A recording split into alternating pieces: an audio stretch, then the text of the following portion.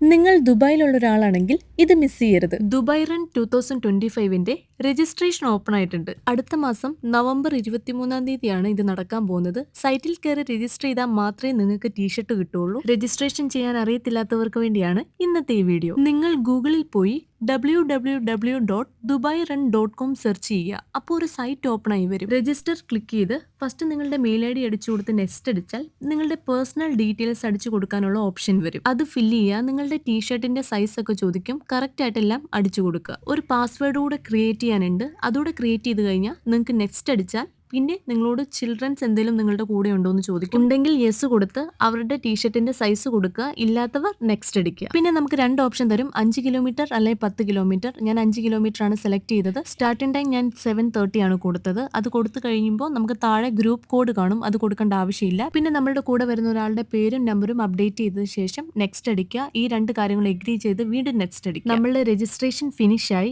നിങ്ങൾ ഈ ഒരു ബാർകോഡ് സ്ക്രീൻഷോട്ട് എടുത്ത് വെക്കണം. ടീഷർട്ട് മേടിക്കാൻ പോകുമ്പോൾ നിങ്ങളോട് ഈ ഒരു ബാർകോഡ് ചോദിക്കും. എവിടുന്നാണ് ടീഷർട്ട് കളക്ട് ചെയ്യേണ്ടതെന്നുള്ള ഡീറ്റെയിൽസ് എല്ലാം താഴെ കൊടുത്തിട്ടുണ്ടാവും. ടീഷർട്ടിന്റെ സൈസ് ഒക്കെ സ്റ്റോക്ക് ഔട്ട് ആയി തുടങ്ങി. പെട്ടെന്ന് തന്നെ രജിസ്റ്റർ ചെയ്യുക. വീഡിയോ ഇഷ്ടപ്പെട്ട ഫോളോ ചെയ്യുക. അപ്പോൾ ഇന്നത്രയേ ഉള്ളൂ. Bye bye.